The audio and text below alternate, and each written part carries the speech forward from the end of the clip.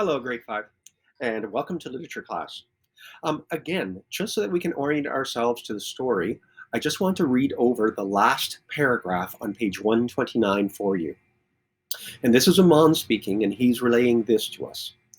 The police men and women, and the immigration officials, shoved us in this van, locked us up in separate compartments with bars on the windows, and then drove us off. I could hear Mother crying the whole time. They must have been able to hear her too. But it was just a job to them. They were busy listening to their radio and laughing.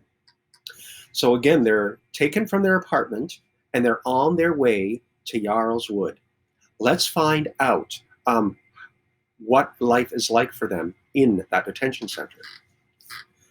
If you could turn in your books to page 130. I kept talking to Mother, trying to calm her down, but I could tell she was just getting worse and worse. I banged on the door and I screamed at the police in the front, and in the end, they did stop. They had a look at Mother, and the same policewoman told me again that she, Mother, was just play acting, and to shut my mouth or I'd be in trouble.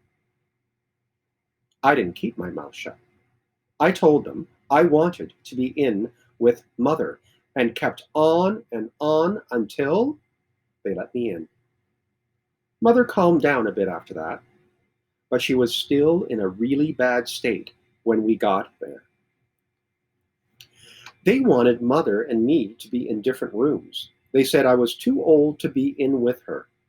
I told them I was staying with her, to look after her, no matter what, that I had been with her all my life, and there was no way we were going to be parted. We said we'd both go on a hunger strike if they did that. We made such a fuss and noise about it that in the end, they let us stay together. That was when we learned not to give in. Not ever. In grade five, just if you're wondering, a hunger strike is when a person chooses not and refuses to eat for a period of time in order to get their request across. So Amon and his mother are saying, we will go on a hunger strike. We will refuse to eat if you do not let us be together. And isn't it interesting that at the end of this paragraph, Amon says, that was when we learned not to give in, not ever. When I first came into this place, Jarl's Wood, I couldn't believe it. I mean, it looks like it might be all right from the outside, like a recreation center, a bit like my school. But inside, it's all locked doors and guards. It's all a fake, just to make it look good. Fake flowers on the table, pretty pictures on the walls, a nursery, and places the kids can play and watch television. But it's a prison.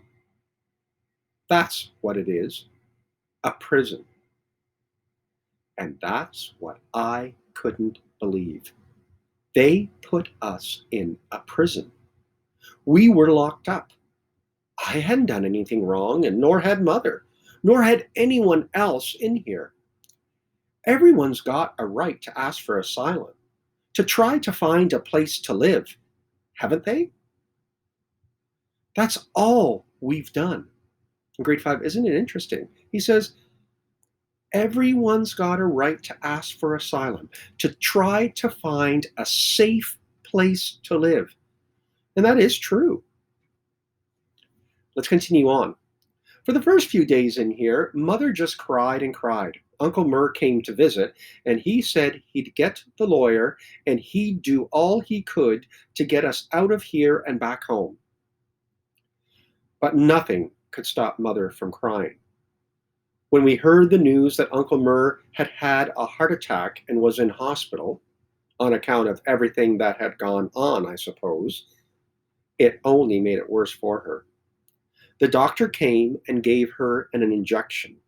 And after that, instead of crying, she just lay there looking at the ceiling as if she had no feelings left inside of her.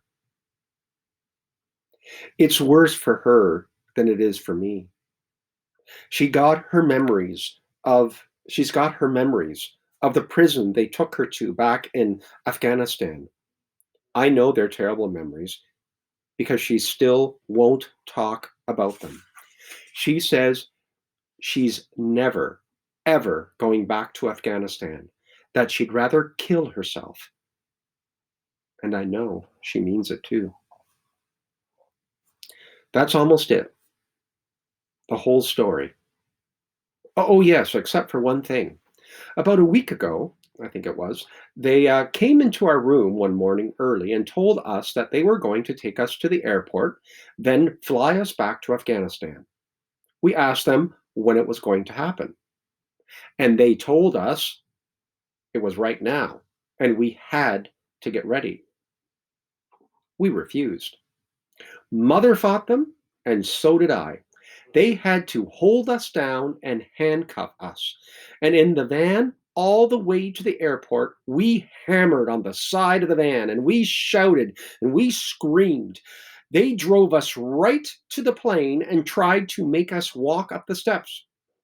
We wouldn't go. They had to half drag, half carry us up. Even in her seat on the plane, Mother wouldn't stop fighting them. I had almost given up by then, but Mother never did. That's why we're still here, because Mother didn't give up. In the end, the pilot came along and said he couldn't take off with Mother and me on board, that we were a danger to the other passengers, that we were frightening them. So they took us off the plane and brought us back here. They weren't at all pleased to see us. Our wrists hurt where they had handcuffed us, and we were a bit bruised all over, but we didn't mind. Mother told me that night that grandfather would have been proud of us. He had been a fighter for freedom, and so had father in his own way. We must fight for our freedom and never give in. So, grade five, here they are in Jarl's Wood. We know that Mother is given injections to settle her down. We know that they have been determined that they are not going back to Afghanistan. They've already had a time where they were brought to the airport, but because of their actions, they were taken off the plane and brought back. But notice what those last words are. We must fight for our freedom and never give in. We're going to continue on reading. Page 135. The title of the chapter is We're Going to Do It. And now our speaker switches. We're back to Grandpa. Amon turned to her. This is what you said, Mother, isn't it? We must never give in, right? He still spoke in English, but I could see from her smile that she understood, that she had understood everything all along. Amon went on, holding her hand tight in his. They will come and try to take us away again. It could be today. It could be tomorrow. It could be next week. But we won't go without a fight, will we, Mother? She reached out and touched the back of his head, stroking his hair fondly, proudly. She won't answer me, Amon said. It's a rule she made when we came here, that with her I must always speak in Dari. She says I must never forget that we are Hazara, and if I speak the language, I never will. And I tell her that we have to speak English because we are now English also. We are both. We argue about it, don't we, Mother? But I had the impression that his mother wasn't listening to him anymore. She was directing her gaze at me. And then she spoke to me in English, slowly, hesitantly, searching for the words, but meaning every one of them. And this is what she said. Thank you for coming to see us. Aman has talked about you. He likes you. You have been very kind to us."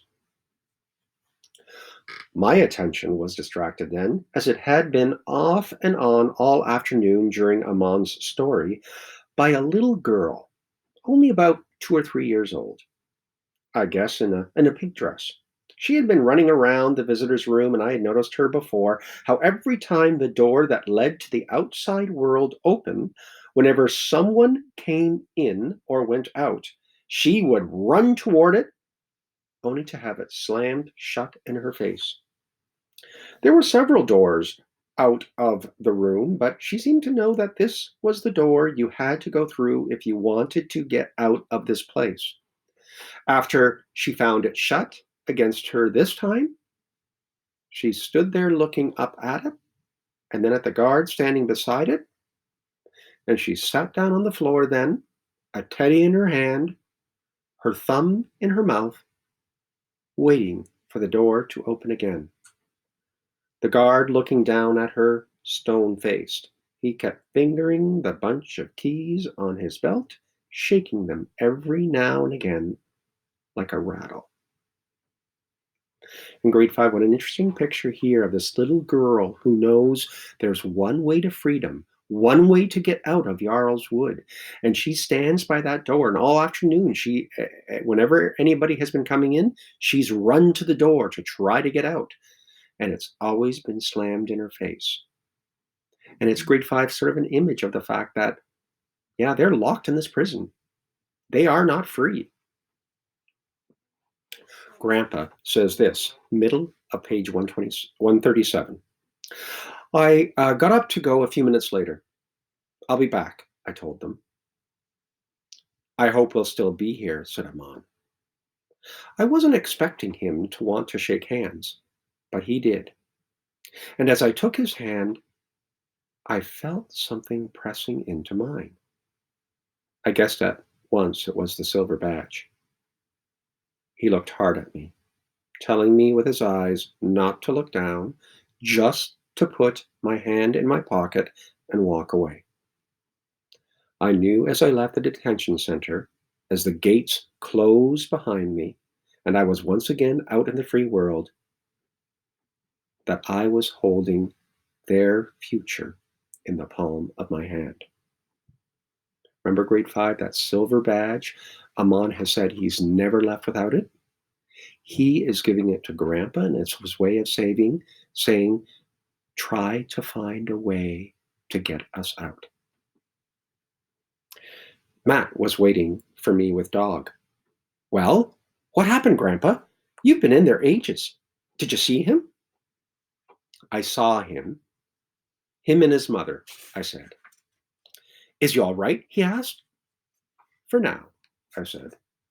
Matt was bursting to hear what had happened in there, and I gave him Aman's silver star badge, and all the way home in the car, with Dog leaning his head on my shoulder as usual, I told him everything Aman had told me about Bamiyan, the whole incredible story of their escape from Afghanistan, about Shadow and Sergeant Brody, their nightmare of a journey to England, everything about Jarl's Wood too, what it was like in the inside, and about that little girl in the pink dress. I just couldn't get her out of my mind. Until I'd finished, and we were nearly home by then, he said nothing, asking no questions, but simply sat there and listened, Aman's silver star badge cupped in his hands. "He never told me," Matt said. "He never told me a thing." And then, "I've seen that little red train he keeps in his room. I thought it was just his favorite toy, from when he was little." He never said. We didn't talk much after that. Hardly a word till we arrived at home. And then we just sat there in the car for a while. I knew what he was thinking, and I think he knew what I was thinking too. It's no good, Matt, I told him. I've racked my brains, but it's hopeless. Even if we could think of something, it would be too late. I really don't think there's anything we can do for them. Oh, yes, there is, Grandpa, Matt said. There has to be. And we're going to do it, too. So, grade 5, Grandpa has explained everything to Matt. He knows holding this silver badge, it's like a mom saying to him, please help us. Grandpa thinks there's nothing that can be done. It's just too late. It's hopeless. Matt, on the other hand, who is now holding the silver badge, is saying, no, there has to be something. And we're going to find out what we need to do. And we will find out what they're going to do in our next class. At this time, grade 5, if you could work on your question sheet, remember you're going to work on the last 3 questions, 8, 9, and 10. After finishing the question sheet today, take a picture of both sides and then submit it through the literature classroom. Anyway, have a great rest of the day. Bye now.